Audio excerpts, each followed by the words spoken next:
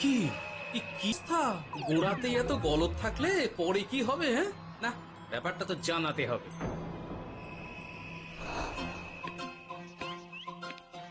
এই তো মহারাজের প্রিয় গোপালও চলে এসেছে। তাহলে এবার সভা শুরু করা যাক মহারাজ। সে আপনি যাই বলুন না কেন মন্ত্রী মশাই, আজ আমার আপনার সাথে ঝগড়া করার কোনো ইচ্ছেই নেই। কেন গোপাল, কি হয়েছে তোমার? কি আর বলি মহারাজ, কৃষ্ণনগরের ভবিষ্যৎ দেখে আমি তো ভাষাই হারিয়ে ফেলেছি। বলো কি, কৃষ্ণনগরের ভবিষ্যৎ? তা শুনি শুনি, খুব ভালো কিছু নিশ্চয়ই। এতে আর শোনার কি আছে মহারাজ, অবশ্যই ভালো হবে। সে কথা তো আমি একবারও বলিনি মন্ত্রী মশাই। আহা গোপাল, ভনিতা না করে বলি ফেলো না দেখি, কি এমন দেখেছো কৃষ্ণনগরের ভবিষ্যৎ? তাহলে শুনুন, কৃষ্ণনগরের ভবিষ্যৎ ঘোর অন্ধকারে, মোটেই ভালো নয়। হ্যাঁ, বলো কি? কৃষ্ণনগরের ভবিষ্যৎ বলতে আমি ছোট ছোট ছেলে মেয়েদের কথাই বলছি। ওরাই তো আমাদের কৃষ্ণনগরের ভবিষ্যৎ। ঠিক কথা, কিন্তু তার সাথে অন্ধকারের কি সম্পর্ক? সম্পর্ক আছে মহারাজ। আজ সকালে রাজসভায় আসার পথে দেখি পাঠশালায় বাচ্চাদের পড়াশোনা বাদে সবই হচ্ছে। তা এরকম চলতে থাকলে কি করে রাজ্যের ভালো হবে বলুন দেখি? না হওয়ারই বা কি আছে শুনি? পড়াশোনার সাথে রাজ্যের ভালো খারাপের কি আছে? সত্যি, মন্ত্রী হয়েও যে আপনি এসব কথা বলেন ভাবলেও অবাক লাগে। গোপাল, মুখ সামলে কথা বলো। আপনিও তাহলে আগে বুঝুন, তারপর কথা বলুন। আবার শুরু হয়ে গেলে তোমরা। ক্ষমা করবেন মহারাজ, কিন্তু আমি তো কিছু শুরু করিনি। মন্ত্রী মশাই তো না বুঝে কথা বলছেন। আপনি বলুন মহারাজ, বাচ্চারাই তো সমাজের ভবিষ্যৎ। হ্যাঁ, ওরা এখন যা শিখবে সেটাই তো পরে কাজে লাগাবে। ঠিক ঠিক, শিক্ষার গুরুত্ব অনেক, তাকে এত অবহেলা করলে তো চলবে না। সেটাই তো মহারাজ, একে তো সকলে পাঠশালায় আসে না, তার উপর যে কয়জন আসে তাদের মধ্যেও কেউ খেলে বেড়ায়, কেউ ঘুরে বেড়ায়, এসব হয়। বুঝলাম, কিন্তু রাজপণ্ডিত কিছু বলে না। কি করে বলবেন মহারাজ, উনি তো নিজেই ঘুমে ঢুলতে থাকেন। কি? আমি কালই রাজপণ্ডিতের সাথে এই ব্যাপারে কথা বলবো। কিন্তু শুধু রাজপণ্ডিতের সাথে কথা বললেই হবে না মহারাজ, তার সাথে এমন কিছু করতে হবে যাতে ছেলেপুলেরা রোজ পাঠশালায় খুশি মনে এসে পড়াশোনা করে। তার জন্য কি করা যায় বলো তো? আর তোমার কাছে কি কোনো উপায় আছে? থাকলে তো আগেই বলে দিত, এত সময় ধরে অভিযোগ করে যেত নাকি? আচ্ছা, আপনার কাছে কি কোনো উপায় আছে মন্ত্রী মশাই? ইয়ে মানে এখন নেই, ভাবতে হবে। তাহলে একটু চুপ করে থাকুন। ছাড়ো না গোপাল, তুমি বলো। আমি বলছিলাম, ওই বাচ্চাদের পাঠশালার প্রতি আগ্রহ আনার জন্য যদি একবেলা ভাত, ডাল, দুধ, ডিম ইত্যাদি খাওয়ানো যায় তাহলে সেটা কার্যকর হবে বলে মনে হয়। অসম্ভব, রাজ্যের কত খরচ বেড়ে যাবে জানো? তুমি থামো তো মন্ত্রী, সব সময় খালি উল্টো কথা বলা। আমি একদম একমত গোপালের সাথে। কৃষ্ণনগরের উন্নতির জন্য আমি সব করতে রাজি।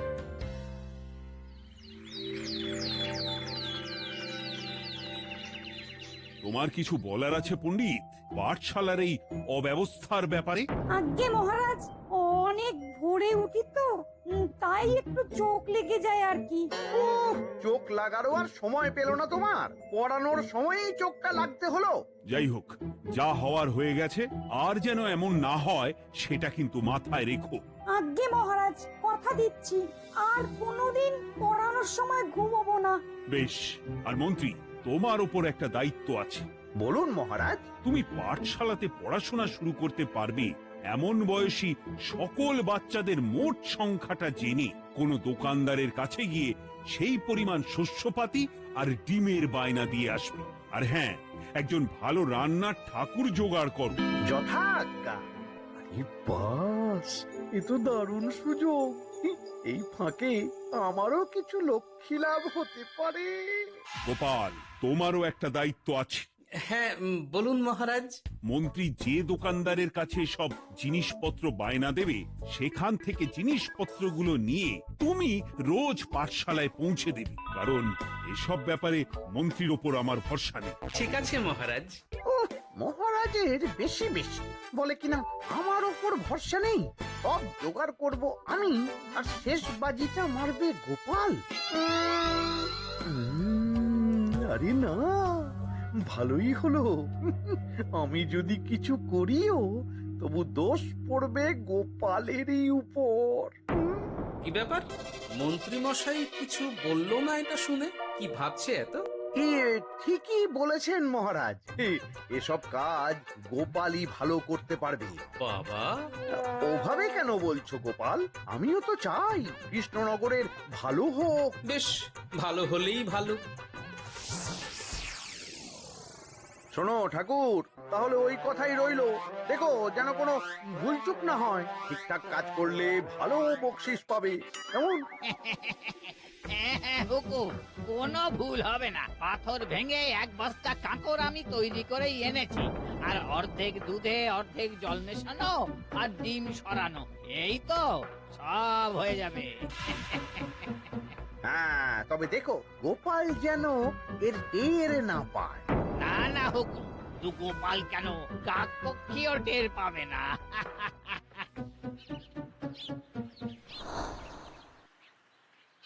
যাক বাবা, এবার শুধু জিনিসের দামটা মহারাজকে বাড়িয়ে বললেই কাজ হাসিল। এদিকে অতিরিক্ত মূল্যটাও আমার হবে, আর বাকি জিনিসগুলো বিক্রি করার পর সেই দামও আমারই হবে।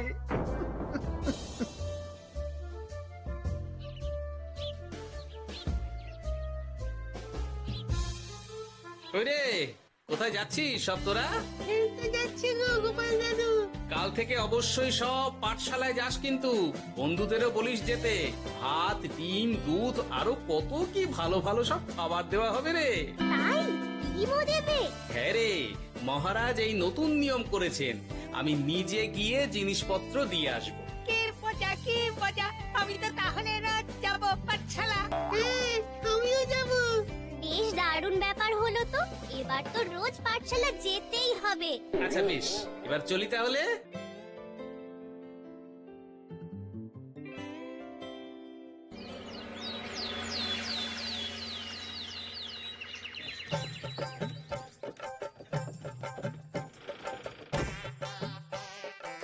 এই নাও গো ঠাকুর, সব জিনিস নিয়ে চলে এসেছি, একবার মিলিয়ে নাও দেখি। ঠিক আছে গোপাল দাদা, এখনই সব দেখে নিচ্ছি।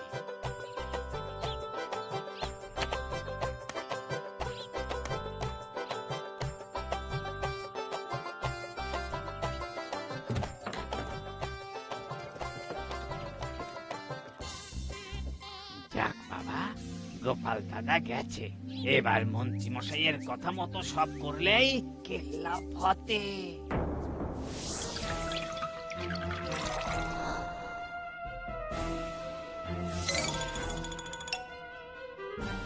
কই গো ঠাকুর? এই তো হুকুম, আপনার কথা মতো সব কাজ হয়ে গেছে। ওই দেখুন, ওখানে জিনিসগুলো রাখা আছে, আপনি নিয়ে যেতে পারেন। বাবা বাবা, খুব ভালো, খুব ভালো।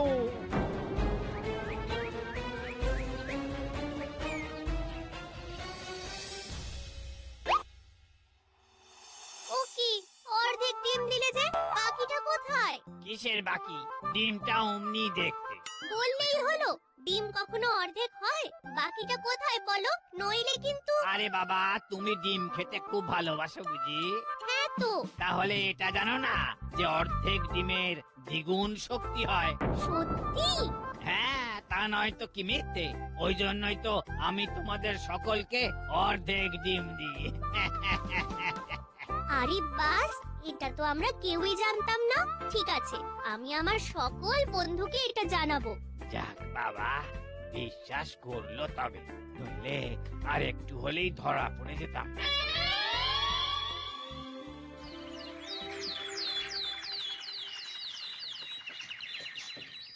আরে, রান্নার ঠাকুর কারোর সাথে কথা বলছে মনে হচ্ছে। পেছন থেকে দেখে তো মন্ত্রী মশাই বলে মনে হচ্ছে। একটু কাছে গিয়ে দেখি তো কি ব্যাপার।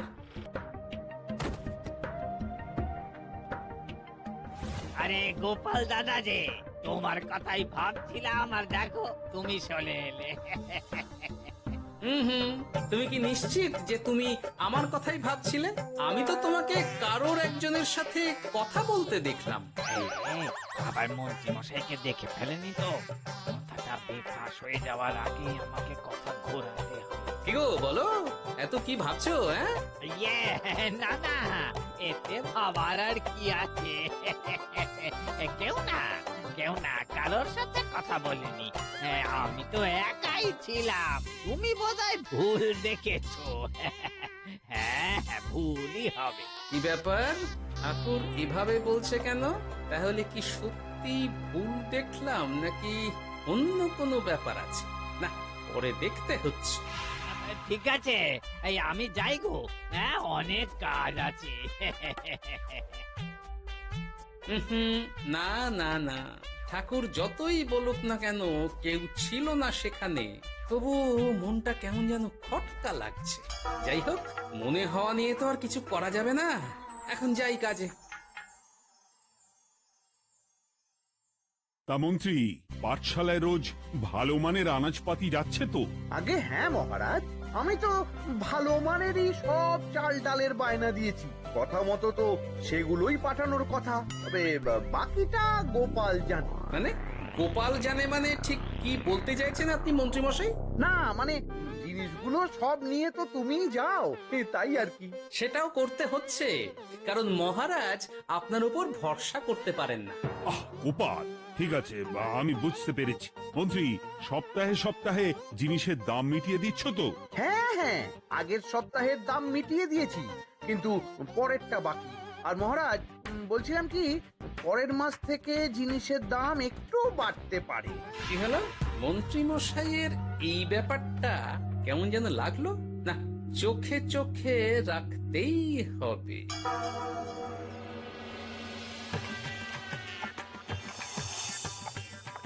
কিরে বুটি, তুই আজকে ডিম খেয়ে বাকি অতটা রেখে দিলি কেন?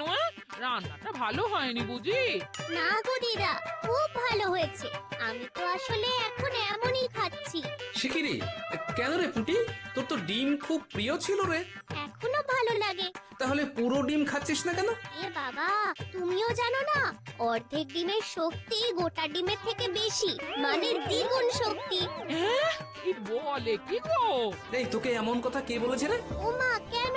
পাঠশালার রান্নার ঠাকুর আমাদের তো রোজ অর্ধেক ডিমই দেয়, ওই জন্য আমি একদিন জিজ্ঞেস করেছিলাম, তখন বলল অর্ধেক ডিমের দ্বিগুণ শক্তি হয়। বলিস কি রে? এতদিন ধরে এসব চলছে? না, মহারাজকে জানাতে হবে।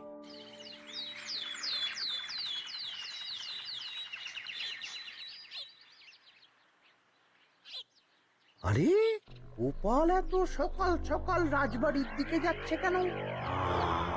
গিয়ে আড়াল থেকে দেখি তো।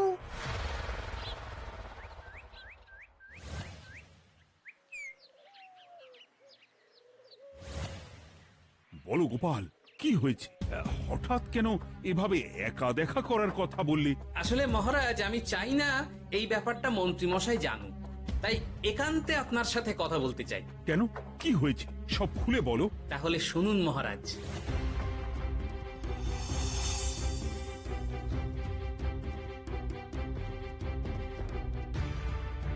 কি সাংঘাতিক ব্যাপার! আমি এখনই ওই রান্নার ঠাকুরকে কারাগারে বন্দি করার আদেশ দিচ্ছি। না না মহারাজ, সেটা ভুলেও করতে যাবেন না। আমার এই পুরো ব্যাপারটাতেই সন্দেহ আছে। পুরো পরিকল্পনার পেছনে মনে হচ্ছে অন্য কেউ আছে মহারাজ। তুমি ঠিক কার কথা বলতে চাইছো? প্রমাণ ছাড়া তো আমি কারোর নাম বলতে পারবো না মহারাজ। এই রে, গোপাল বোধহয় সবটা বুঝতে পেরেছে। এবার কি করে নিজেকে বাঁচাই? কি করি? পেয়েছি। শোনো ঠাকুর, এখন কিন্তু মহারাজ সবটা জেনে গেছে, তাই দেখো যাই হয়ে যাক না কেন আমার নামটা যেন না আসে, নইলে কিন্তু তোমাকেই রাজ্য ছাড়া হতে হবে। না না হুকুম, দয়া করে এ কাজ করবেন না। আমি মরে গেলেও আপনার নাম নেব না। মাথায় থাকে যেন। বলো বলো, তুমি কেন এমন করেছো? আগে আগে আমি আমি নিজে থেকে এসব করিনি মহারাজ, আমাকে এসব করার জন্য বাধ্য করা হয়েছে। কে তোমাকে সব করতে বলেছে? আগে গোপাল দাদা। কি? মিথ্যে কথা। বেশ হয়েছে, এবার খেলা বুঝুক গোপাল। দেখলেন মহারাজ, খুব ভরসা করতেন না আপনি গোপালের ওপর? ভাবা যায় তলে তলে এই। মহারাজ, আমি সত্যিই সবকিছু করিনি। আমি যদি এটাতে যুক্ত হতাম তাহলে কি আপনাকে নিজে থেকে এসব জানাতাম? দেখো গোপাল, এখন এসব কথা বলে কোনো লাভ নেই। সবাই জানে তোমার মাথায় কত বুদ্ধি। তুমি ইচ্ছা করে আগে গন্ডগোল করে তারপর সেটা ঢাকতে নিজে থেকে সব বলছো। গোপাল, তুমি সত্যি করেছো কি করনি সেটা কিন্তু তোমাকেই প্রমাণ করতে হবে। এটা যেমন সত্যি যে এসব যে ঘটছে সেটা তুমি আমায় জানিয়েছো প্রথম, তেমনি এটাও সত্যি যে প্রতিদিনের শস্যের বস্তা তুমি নিয়ে যাও পাঠশালায়, তাই তোমাকেও যে সন্দেহের তালিকা থেকে বাদ দেওয়া যাবে না। বেশ, তাহলে আমি প্রমাণ জোগাড় করেই তবে এই রাজসভায় পা দেব।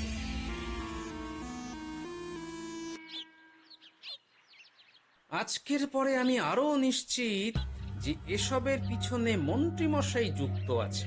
এবার শুধু ওনাকে হাতে নাতে ধরার ব্যবস্থা করতে হবে।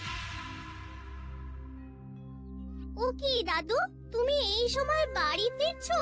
হ্যাঁ রে, তোর দাদুকে আর চোরের অপবাদ দিয়েছে, তাই প্রমাণ জোগাড় না করে আমি রাজসভায় যাব না। কি বললি? তোমাকে কে ছেড়ে অপবাদ দিয়েছে? কে আবার? ওই মন্ত্রী? কিন্তু আমার সন্দেহ হচ্ছে যে আসল চোর ওই মন্ত্রী। বাস, তাহলে আছিস নাকি? আমরা আছি তো, মন্ত্রীর ওপর নজর রেখে তোমাকে সব খবর দিয়ে যাব। হ্যাঁ দাদু, আমারও অনেক রাগ হয়েছে। এতদিন মিথ্যে বলে আমাদের অর্ধেক ডিম খাইয়েছে। আমি এটা কিছুতেই মানতে পারছি না। এবার সত্যিটা সবার সামনে আসবেই।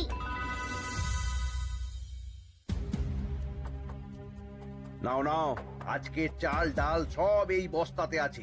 এই নিন আজকের মূল্য। দেখো, অর্থটা কিন্তু বড় কথা নয়। তোমার যে রোজ বিক্রি বাট্টা বেড়ে গেছে, আর তার জন্যই তোমার তো আমাকে মিষ্টি খাওয়ানো উচিত। একদম, আমি কালই আপনাকে মিষ্টি খাওয়াবো, একদম পাকা কথা। তাহলে আজ চলি, কাল দেখা হবে। দেখলি মন্ত্রী মশাই কি বদমাইশ। চল এখনই গিয়ে গোপাল দাদুকে সব বলি।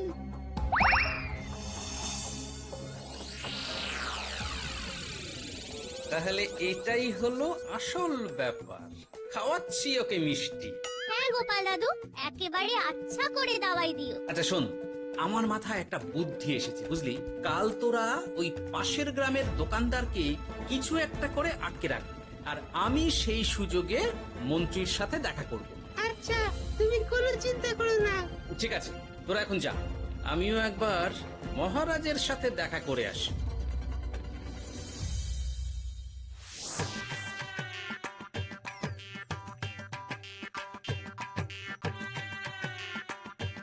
আসতে পারি মহারাজ? আরে গোপাল জি, এসো এসো। মহারাজ, কথা মতো আমি প্রমাণ জোগাড় করে ফেলেছি, কিন্তু সেটা দেখার জন্য আপনাকে কাল আমার সাথে একটা জায়গায় যেতে হবে। বেশ, আমি যাব।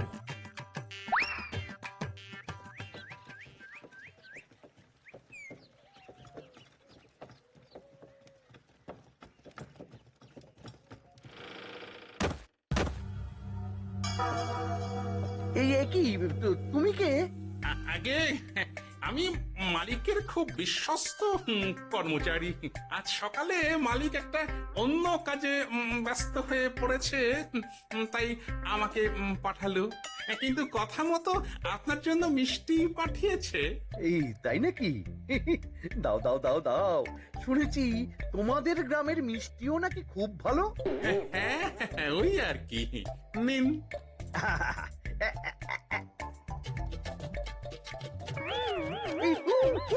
ওরে বাবারে, ওরে বাবারে, মরে গেলাম রে, বাঁচাও। কেমন চলে গেল, লাগছে চলে গেল। মন্ত্রী মশাই? গোপাল, তুমি? তোমায় আমি ছাড়বো না। এই যে গোপাল দাদু, আসল দোকানদার। আসল দোকানদার? এই রে, এবার কি হবে? তোমার কি আর কিছু বলার আছে মন্ত্রী? তোমার সব কর্মকাণ্ড আমাদের কাছে ফাঁস হয়ে গেছে। তোমার তোমার সাহস কি করে হয় কৃষ্ণনগরের ভবিষ্যতের সাথে এমন করার? ক্ষমা করে দিন মহারাজ, আর হবে না, ক্ষমা করে দিন। না না না না, শাস্তি তো তোমাকে পেতেই হবে। সেপাই, আজ থেকে মন্ত্রীকে রোজ সকালে 100 বার বেতের বাড়ি ও অর্ধেক খাবার দেওয়া হবে। অর্ধেক খাবার? কেন জানেন না? অর্ধেক খেলে দ্বিগুণ শক্তি বাড়ে। ওরে বাবা গো, আমার আমার আমার মাথা ঘুরছে।